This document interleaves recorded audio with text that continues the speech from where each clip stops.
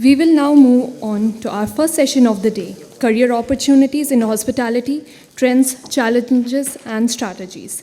This session will be moderated by Mr. Ashish Gupta, Consulting CEO, Faith, and founder of Strategy Pluto, who brings a wealth of knowledge in tourism and hospitality consultancy. Please welcome our moderator and our esteemed panelist, Mr. Rajan Bahadur, CEO Tourism and Hospitality, Skills and Council of India. Mr. Bahadur has a rich background in skill development and industry training. Mr. Ramesh Takulia, Consultant Learning and Development, IHCL, with vast experience in learning and development. Mr. Takulia has been pivotal in crafting effective training programs. Mr. Sanjay Kaushik, Senior Regional Director, Southwest and Central India, Radisson Hotels. Mr. Kaushik is known for his strategic insights into hotel policy planning. Dr. Priyadarshan Singh Lakhawat, Director Academics, NCHMCT. Dr. Lakhawat has significantly contributed to academic advancement in hospitality education. Mr. Kamal Kant Pant, Principal, Institute of Hotel Management, Catering and Nutrition, Pusa, Delhi. Mr. Pant is an acclaimed educator with extensive experience in hospitality industry and academic administration. Dr. Rini, Consultant Business Strategy, Built Track. She is a dynamic personality in the field of business strategy, digital marketing, artificial intelligence, and IoT. May we have a huge round of applause for them, please.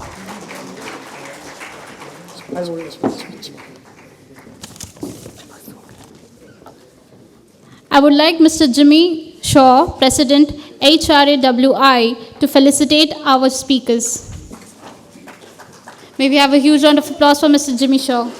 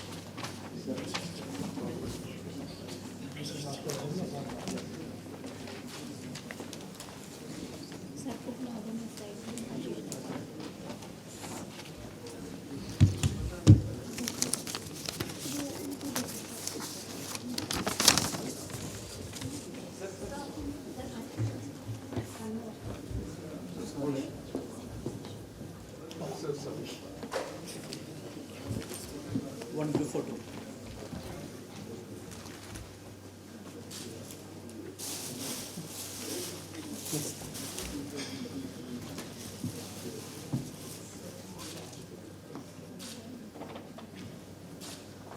Thank you. Thank you, Jim.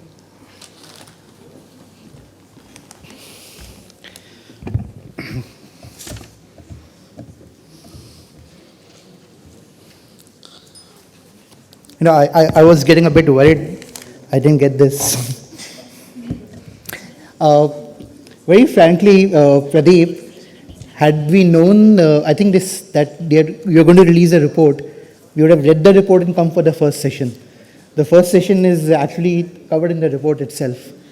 But all right.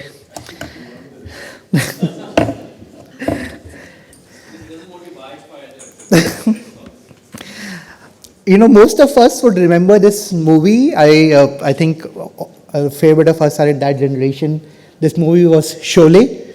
You remember when I think you had Sanjeev Kumar, who was playing Thakur. He went out hunting for mercenaries who could handle a mission of killing Gabbar, the bad man. So the mission was to kill Gabbar, and he was out hunting for the right skills of people who could handle Gabbar. He couldn't find any. Finally, he found two people, and he tried to motivate them.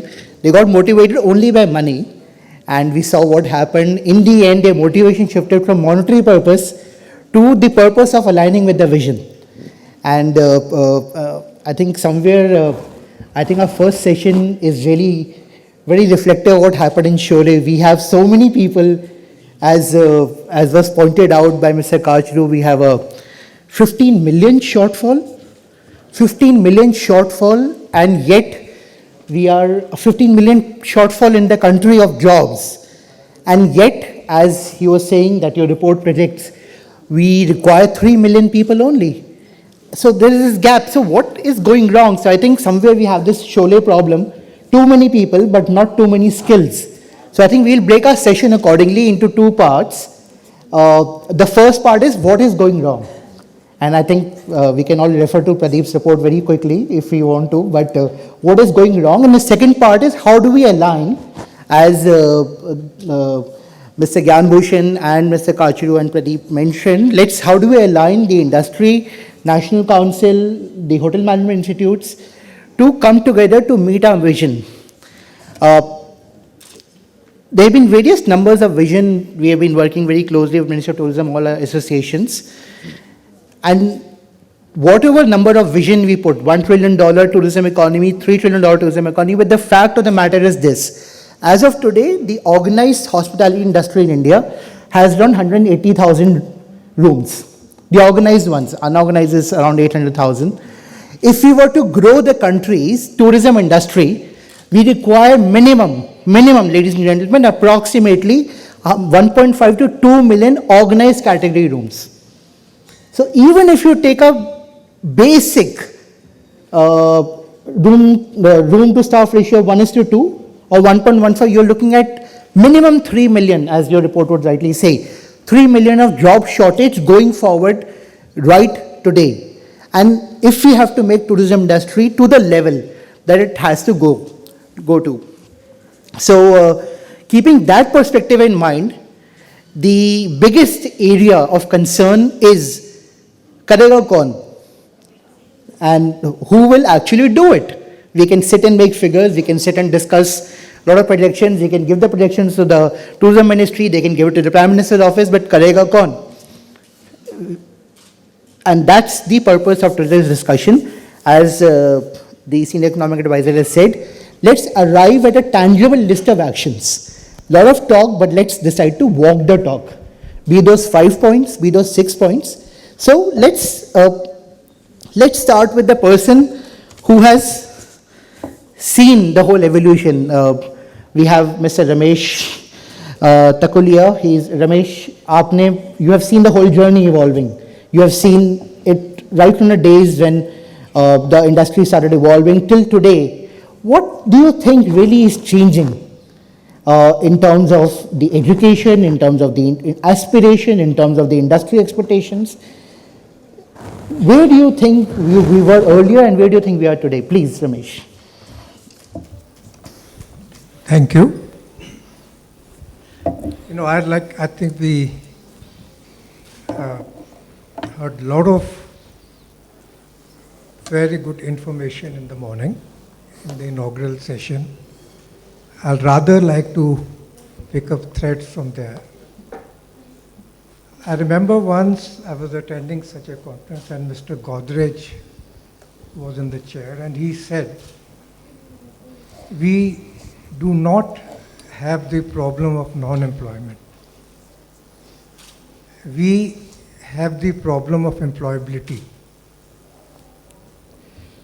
Meaning there are jobs available, but the people to take up those jobs, that's what we are looking for. That something similar was sounding today. When we talk of lower enrollment, when we talk of people not interested in this, I'm a little confused. You see, just a couple of months earlier, we are starting a new batch of management trainees. And I told them, and I meant it, I said, I so much wish that I should have been in your place. Because the industry was never growing at such a pace. The career prospectus were never brighter before. And the people who finished their training, and whatever we position promised them, we were constrained to place them in a role bigger than those. That is the situation in the industry today. So confusion to me is that how come as such a well-established program in the country is not attracting enough enrollment. So that's, I think I'm not able to say anything in certain terms. What the reasons are, perhaps needs a little deeper study. Maybe it's only an aberration for a year or so, and things might bounce back again, I'm very certain. Second issue that is confronting us, which was also touched upon, we are all aware of the concept of a pyramid in any unit. You know, there's one general manager on the top, assisted by a few managers, then larger number of supervisors, and the base is the largest number of frontline associates.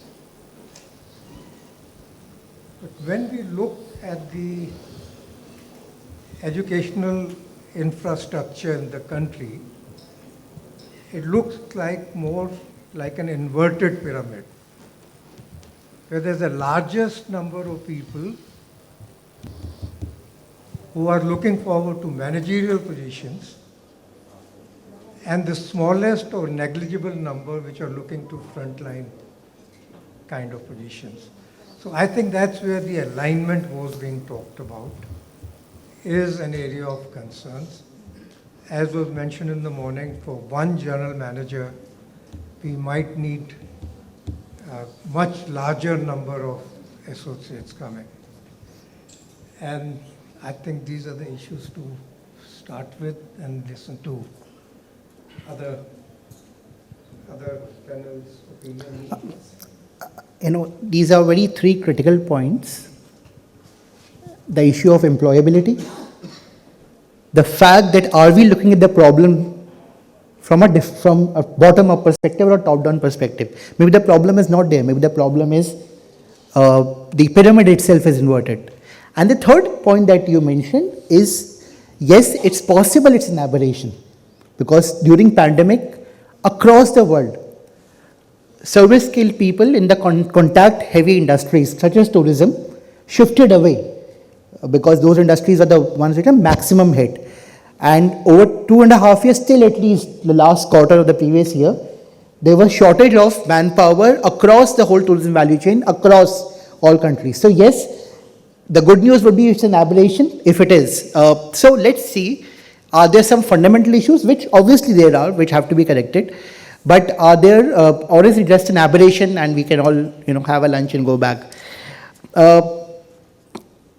A very interesting study has been happening in multiple countries, and we see it in India as well. Yesterday, a very large company got listed, a very brand that we all work with, Swiggy. A $10 billion valuation. Its market capitalization is almost 1 lakh crore, more than most of our hotels today. The point is, they have around 3 lakh service delivery riders. And then there are around 7 lakh, this is just Swiggy, 7 lakh people in the unorganized trade who support them. And this trend is not just in India, but most of the countries have found that young graduates, employable graduates, are not looking at getting into service industry. They're not looking at getting into services. They're looking at getting into delivery rides, because it's a gig economy. They can make their own time, they have freedom of choice, and they have incentive-linked rights. So Kamal, IHM Pusa has been the nodal institute, as has just been highlighted. Do you see a tangible problem there? Probably not in IHM Pusa, but do you see a genuine concern from the way a potential candidate is entering? Do you see an issue there in their expectation mismatch, or in the employability as well? Thank you very much for this thought-provoking question. And first of all, I would compliment FHRAI and NCHMCT to organize a conclave like this. It is a very complex issue, and I'm not as experienced as Mr. Ramesh Thakulia is, but being privy of the information how hospitality education by the government in the country started. And if I could recall, the founder of hospitality education in the government sector, Cyril Belfeld Smith, the original idea was that for every IHM, there was supposed to be 3 or 4 food craft institutes. And reverse pyramid, Mr. Thakulia rightly said, I have been talking about it for last 5 years. Thankfully, with this tourism task force and all, it has become a commonplace now. Everybody is talking about that the difficulty that we had was that we followed an army kind of a model. You had the military academy or the National Defense Academy to take care of developing the officers. And as far as the soldiers are concerned, you were feeling that you would get them displaced from the farmland, from the rural areas of the country.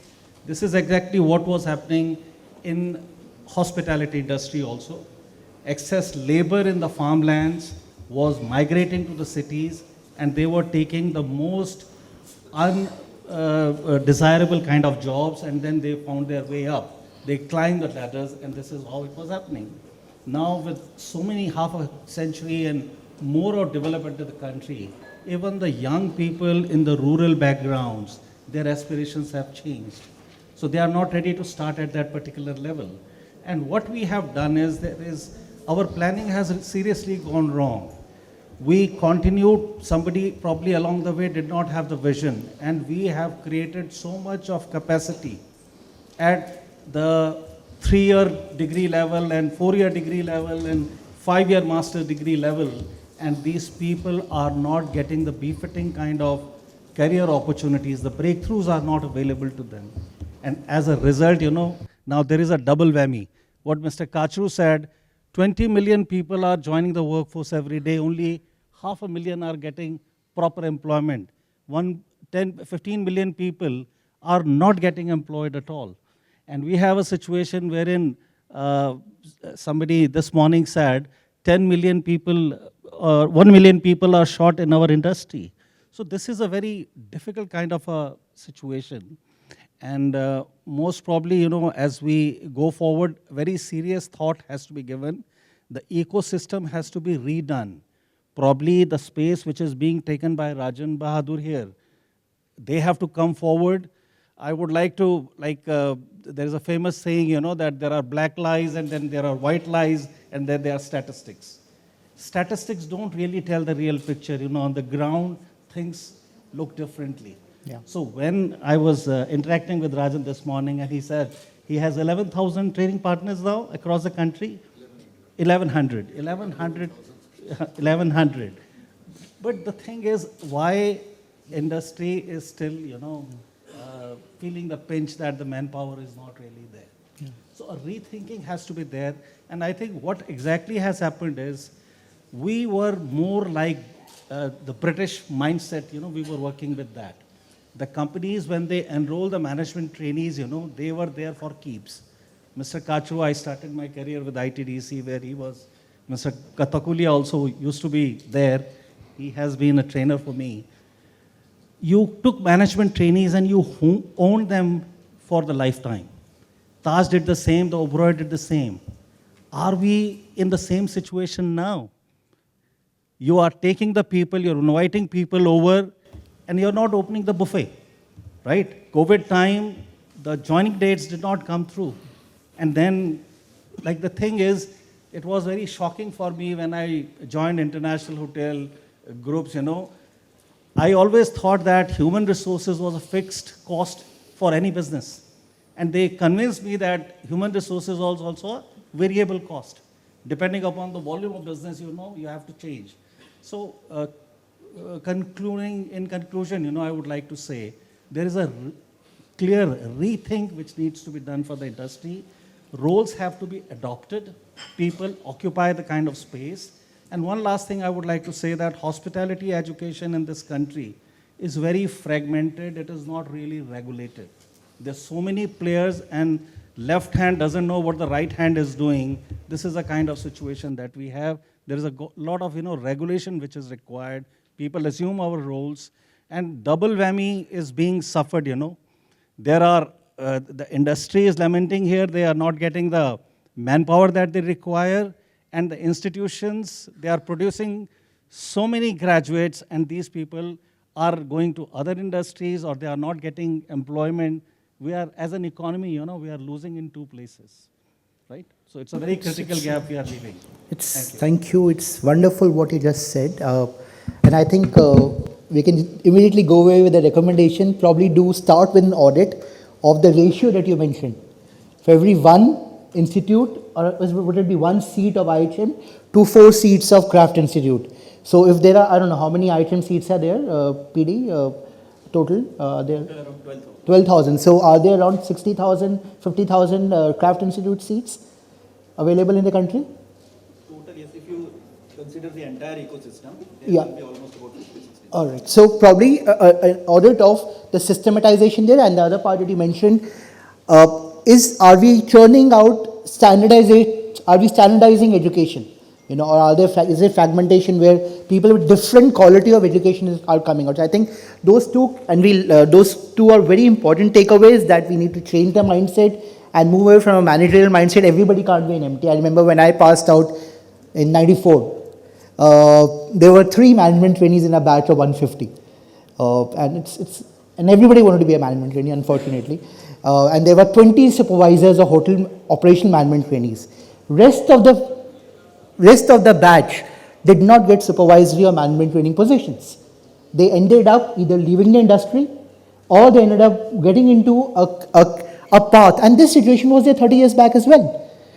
3 management trainees, 20 supervisory trainees, and the rest joining at a staff level or leaving the industry because they could not connect. After a 3-year graduate program, how is it they end up doing a staff job, which they could have done anyways by doing a skill level training? So it's a very important takeaway. Thank you very much. I learned a very nice thing today. I learned from Radisson, Sanjay, Mr. Katru, that they have a very nice saying, yes, I can. And while coming from Gurgaon, I also saw when you cross the Gurgaon-Delhi border, you dream it, we execute it. Now, these are phenomenal phrases, but, as he says, karega kaun? We can think of these catchy phrases, but in the end, the challenge lies with you. The challenge lies with you to make people actually do it. So tell us, you are taking from the same pool of people that IHMs is generating, that THSC is probably generating. How do you see the graduate quality which is coming out? Do you see them as Ramesh rightly mentioned? Do you see an issue of employability there?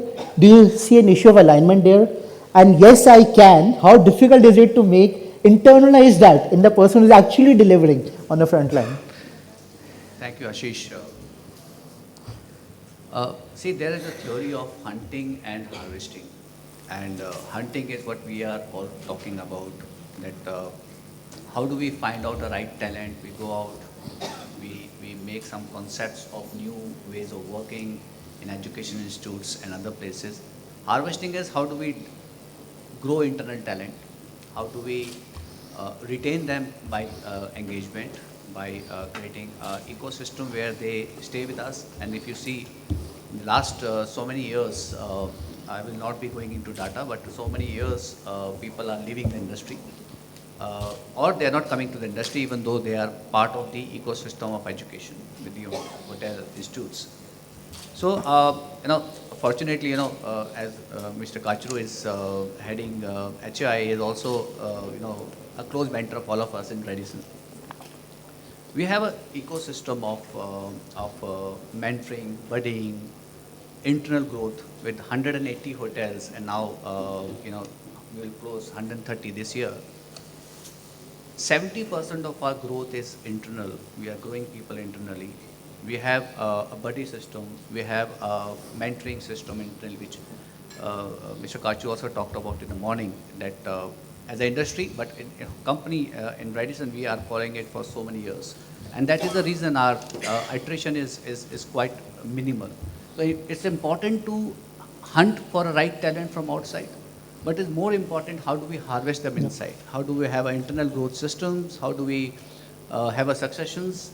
How do we invite talent from industry means competition, hotels, and also from the institutes. Management training program is well, I think it's a model which is highly successful from so many years.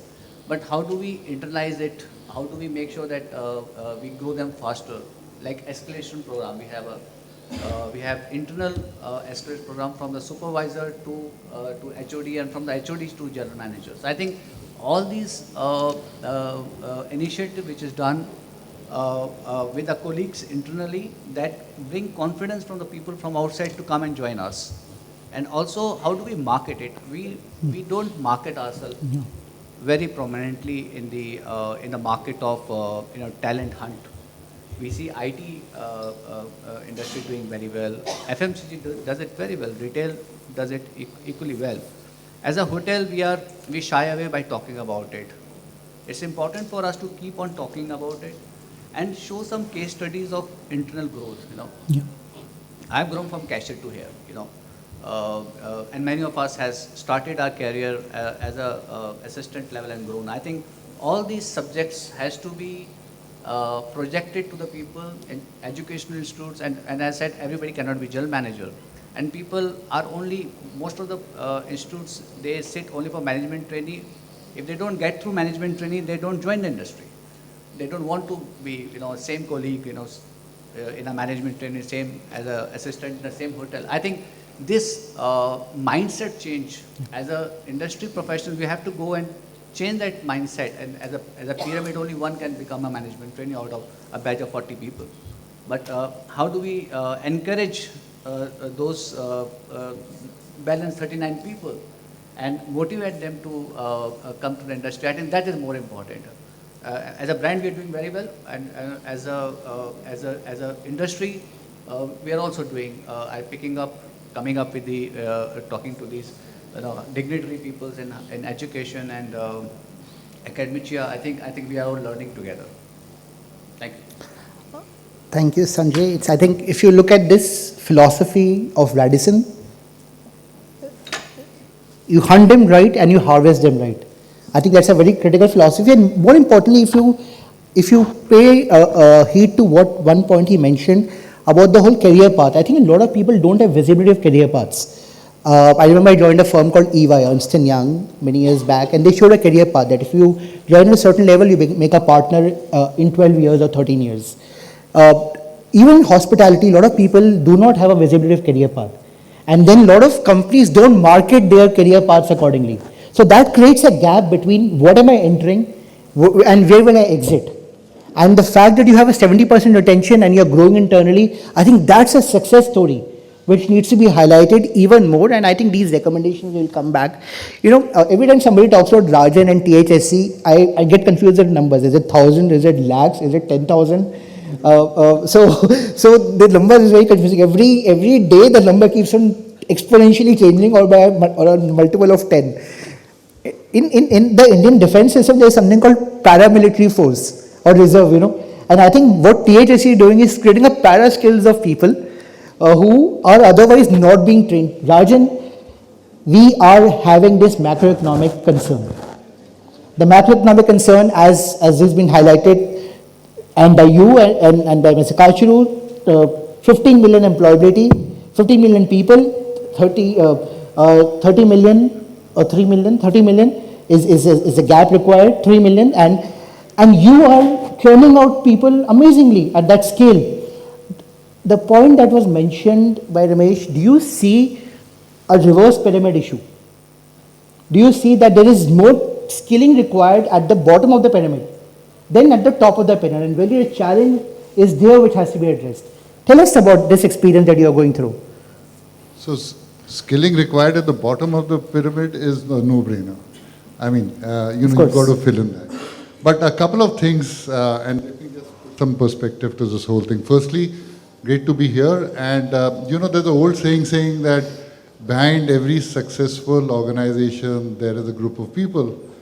I must say that at THSC, and I'm not making a cliche statement here, we have an independent board comprising of very experienced people like Mr. Kachru, Mr. Gyan Bhushan, Charu Lata is here, who are actually guiding us through the experience, advising us, and helping THSC make that difference in the ecosystem.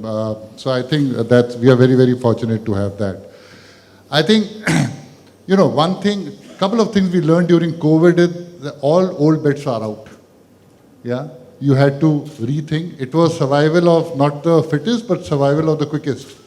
People who adapted, people who changed were able to survive here. You're talking about 3 million. Let me give you some other statistics here.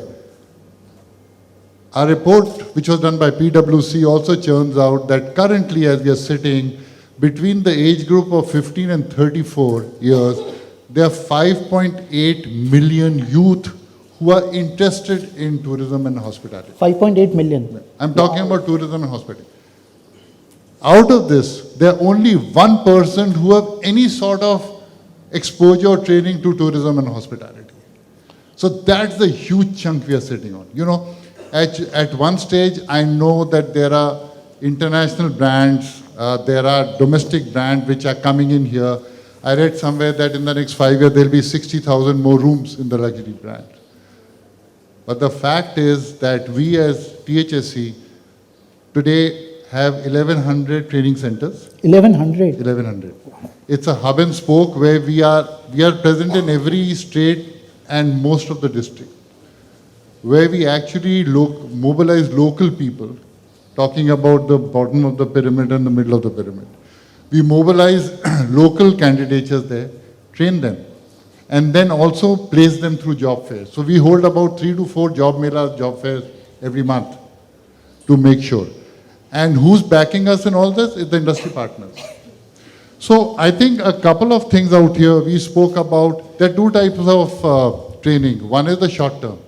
So we actually sit down with training partners. We have about 2,200 industry partners. The Radissons, the Oberoys, Bikaner Wala, quick service restaurants, all of that. We have a fairly wide range.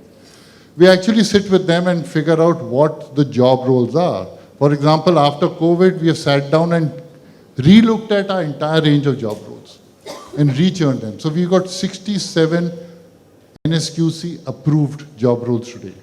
Wow. These are job roles which are implemented across these 1,100 training centers, plus about 100 odd colleges and universities. So these are 67 job roles across hospitality or tourism value chain? Tourism and hospitality. And hospitality, both. okay. We have had a lot of changes because the way things are done, the way businesses are done. For example, in tourism, we got paragliding, we got high altitude tour guides. And the reason I'm saying is today, it's also entrepreneurship. I mean, we've spoke about people who were left high and dry within the industry, who went back to their hometowns, don't want to come back. They want to do something on their own. So we are looking at that also. But I think there is a short-term training course. So each of these courses vary from 3 months to 9 months. But we also have what we call recognition of prior learning. We spoke about people working in the industry for 5 years, 7 years, 10 years, who really today do not have a formal certification. And, so a lot of employers have told me, actually if we do RPL with them, we lose them to competition. But my thought of this is a little different, that if you train the people who have already put in 5-7 years, if you certify them and show them a career path which you're talking about, they will never go away. Their loyalty is huge there. Even as we are talking just now, I'm training 250 people in RPF at the Rashtrapati Bhavan. Wow. For food and beverage service, restaurant service, etc. So there is a need. Now, Mr. Kachru rightly said that we train about 125,000 people. This year we'll do over 2 lakh people. But that's not going to fill in the gap.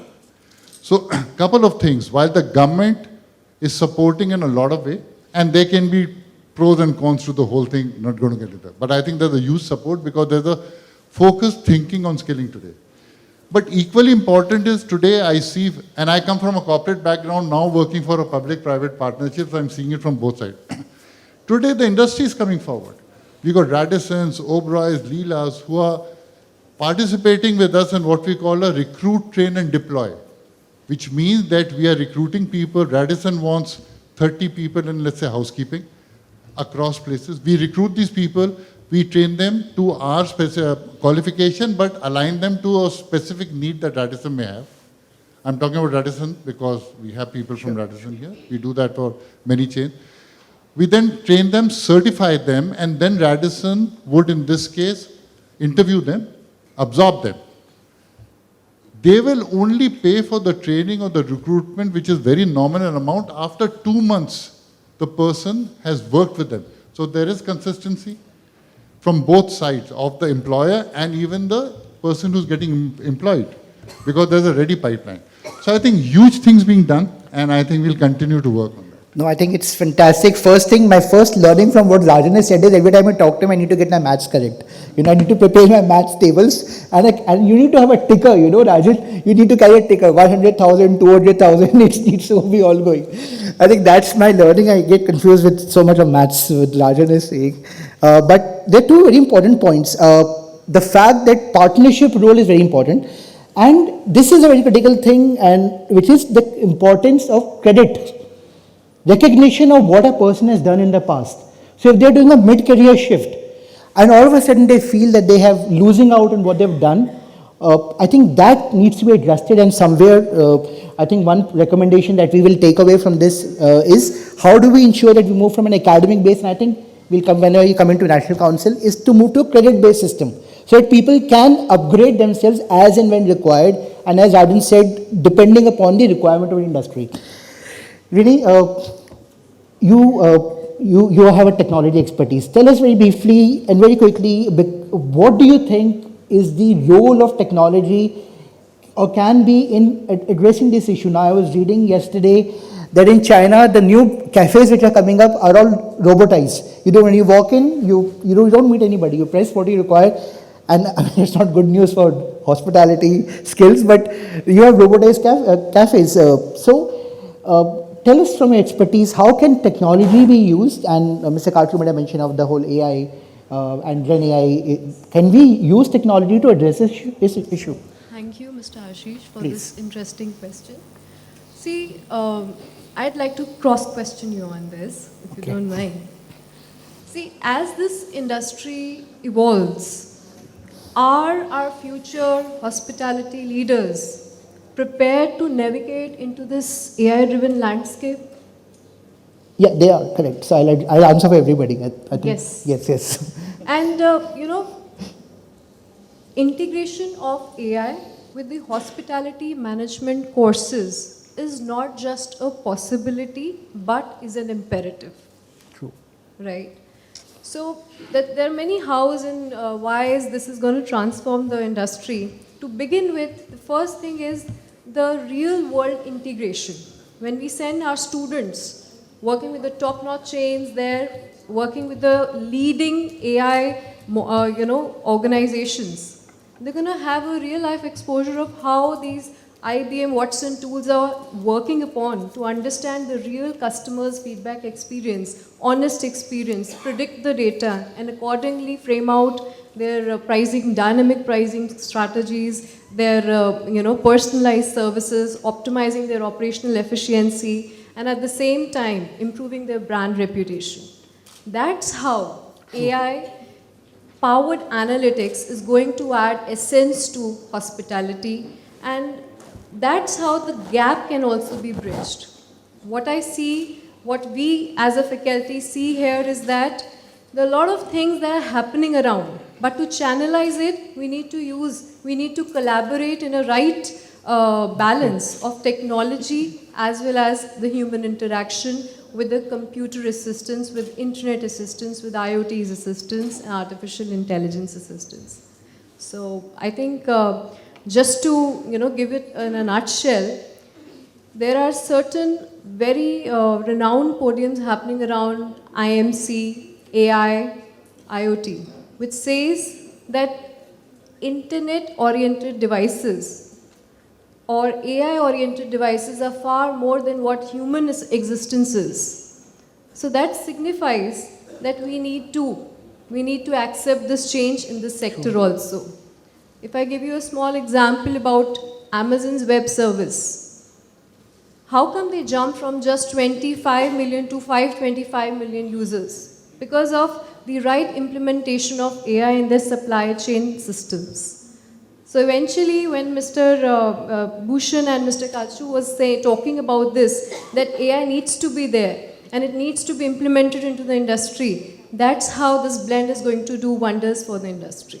She's absolutely correct. Day before yesterday, Sundar Pichai, who is the CEO of Google, he said that last year, and this is we can clap later, they said that last year, 30% of their code is now AI driven. Effectively, it means they've sacked 30% of the people. But they're saying 30% of the code, as you rightly said, is AI driven, and they are, as you rightly said, using their managers now to take that code and improvise it rather than generate code. So a very critical point, as Renee is rightly saying, at the ground level, and we see it, I was amazed when I first saw McDonald's many years back. And so many of you have people who are friends who are in McDonald's. If you walk into a McDonald's, and I'm not talking McDonald's per se, but if you walk in, you don't have chefs there. They say a very simple thing. We have taken the kitchen out of the cooking. Oh, sorry. Yeah, that's what it is. We're taking cooking out of the kitchen.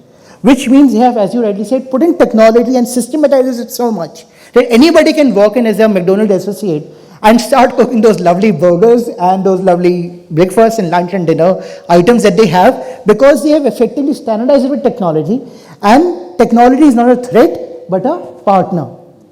Very, very, very important. Now let's come to the body which is right there in the center. I think we all are thankful to National Council. We've all, I think I'm assuming we all have grown through National Council. PD. Satvi, you're doing so much work in actually addressing this point. While we are talking about it, you, under the leadership of the CEO, are actually addressing this point. Tell us, you're in the line of fire. Tell us, what are you doing so that everybody is aware of the steps? And I've been part to do some, but I know that that's a very 1% of what you're doing. All the steps you're taking, briefly, in addressing this challenge that we have all spoken about. Thank you, Ashish. First of all, let me take this opportunity to congratulate all of us for addressing this issue. The very fact that we are having an HR summit here, it underlines the fact that there is a problem and we are acknowledging this problem together. And the solution, wherever it lies, there is no doubt that it will be collaborative, including industry and including academia. Now again, before I talk about what NCHMCT is addressing this issue, I will also try and talk about the problem statement, if we can call it.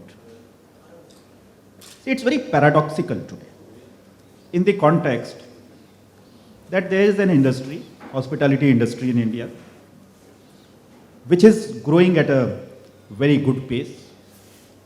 There is a huge requirement of manpower, as various very authentic studies also pointed out.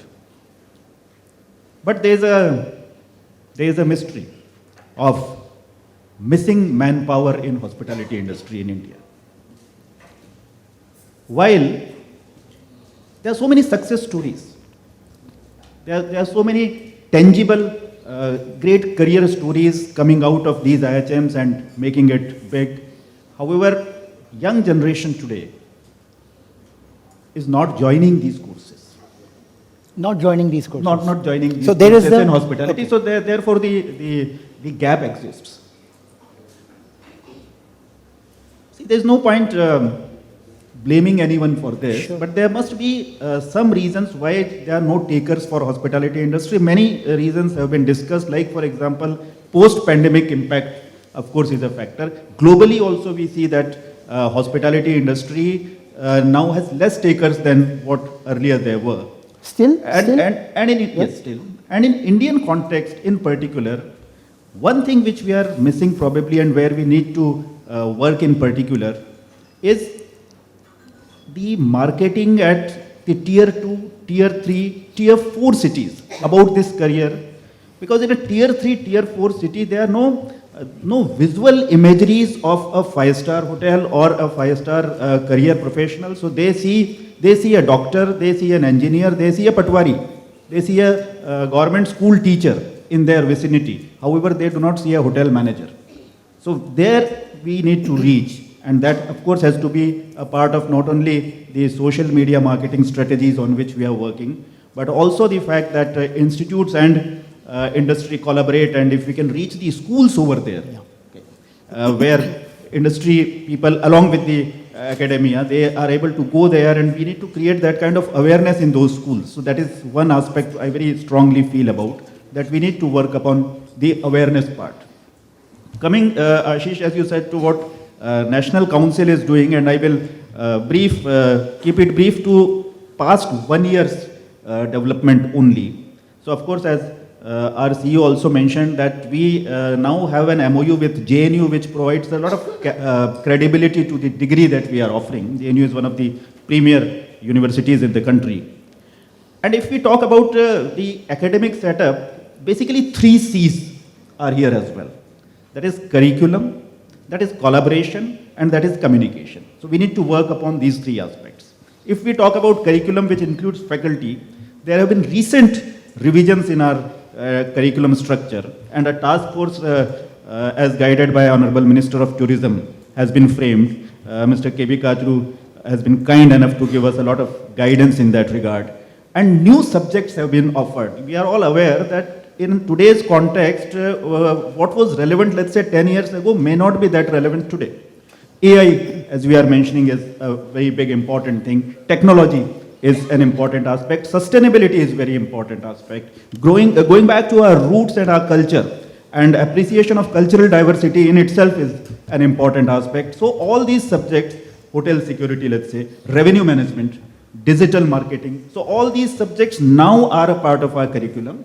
And they have been included in a curriculum which started in 2023, and 2026, this first batch, which is studying on new NEP compliant curriculum, it will be graduating, and then that difference will be visible when these students actually go to industry. Very correctly pointed out by Mr. Takulia that employability is a problem. We also acknowledge this. And now employability skills as a subject module has been introduced in the first semester of the curriculum when a student joins. Very good. And also we are looking at having 1 week of entire orientation module when a student joins, rather than a student looking at things in fragmented manner, that this is food production, this is F&B service. 1 week of hospitality orientation, and then you start with your course. So these are all curriculum related developments. Faculty training, of course, is one focal area. Mr. Kajru very correctly pointed out as well that if a person who is teaching has not seen the industry or not seen the current trends in industry, then probably that person is not to be blamed. So industrial exposure training, as well as training from leading organizations with expertise like IIM. So IIM recently, IIM Kolkata conducted a workshop for faculty members on digital marketing, and we are going to utilize these faculty resources as master trainers. Second part is collaboration. Now collaboration, of course, is with industry. That's the first thing. As CEO Saab mentioned that we signed an MOU, IHM signed an MOU with 8 leading hotel chains in the country, and there's a lot of interface and interaction happening between industry, academia in that regard. There are also international collaborations. We collaborated with EHL, then we collaborated with Michigan. Now also several such collaborations are in pipeline. Talking about our international outreach, we as National Council also participated in WTM London, ATM Dubai, Berlin Travel Mart, so that to connect with our alumni primarily, who are over there, and also for international placements of our students. Third part, Ashish, is the communication, what I'll talk about. And that is where I started as well, that this is the most important aspect. All of us together, we need to work upon this. Instead of talking negatively about what is wrong with hospitality as a career, we all need to push upon the positive stories. We have a lot of positive stories, ladies and gentlemen. About 100 such positive stories are here in this room right now. So these are the stories we need to sell. So in terms of communication, social media, of course, we are using, and we are now in a mode where we are taking video testimonials of our alumni who are well placed today, and we are putting that on social media. Other than that, we have created a centralized alumni portal of NCHM IHMs, where we have nearly 5,000 members now, and we are engaging them in terms of providing mentorship for existing students. The outreach also has to be at the local level. All IHMs are now working upon that because we have a network of nearly 100 institutes spread across the country. So local level, when I say schools, local media, local government, so with them we are interacting. So these are some of the things which I'll mention. Thank you. That's very elaborate and very. See, you had a pull effect on clapping, PD. So I would want to conduct another round, but I don't have time. I would want you to ask questions. We don't have time, unfortunately. I'm so very sorry. Can we ask questions? Two questions. But only a question, no observation, with your name and to the person whom it's directed to. I'm very sorry about it. 2 questions. Sir, and someone can give, please, sir, a mic. I'm sure everybody would like to ask. Thank you for the hospitality you have given to me. My question is very short. So, how the homestay sector, the recent focus is on homestay, it will impact the conventional hotel industries sector in near future? Correct. So, can I answer that? Yes. As you all, thank you very much for your question. Post-pandemic, specifically, the whole concept of a new segment has emerged, which is alternate accommodation. And in fact, during pandemic, hotels were not doing well, but alternate accommodation was doing well. And so much so that a company like Expedia launched a completely new brand called Vrbo, VRBO. We know Airbnb, how it succeeded. But yes, that's a very large emerging segment, and that will have an impact on hospitality skilling. Specifically, this will be met by organizations like THSC and maybe the Skillcraft Institutes. I think that should address that point as going forward. Sir? Yes, please. Yes.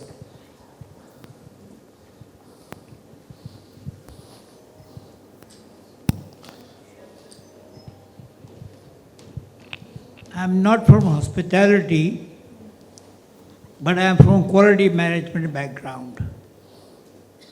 My only one question is, what is your focus?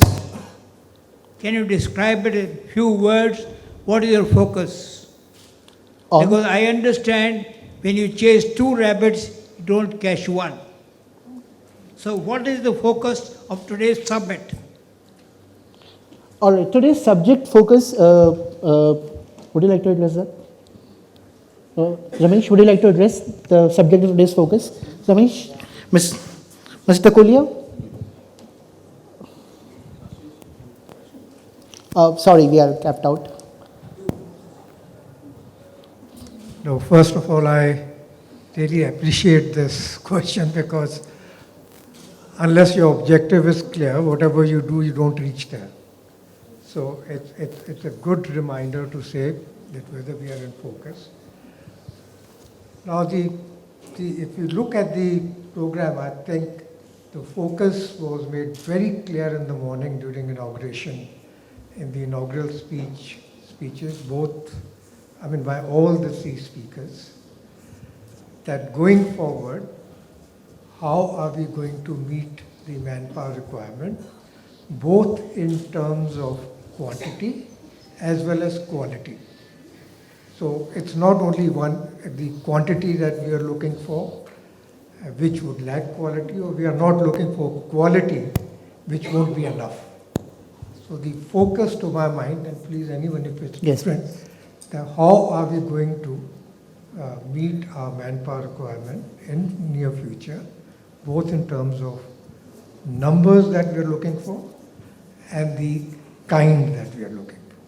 Thank you. Very well asked and very well answered. If we don't know where you're going, we will not reach there. So I think there are 7 or 8 key points which have emerged as a takeaway for. Number one is, can we shift our focus from hotels to hospitality? Because the whole concept of hotel is changing.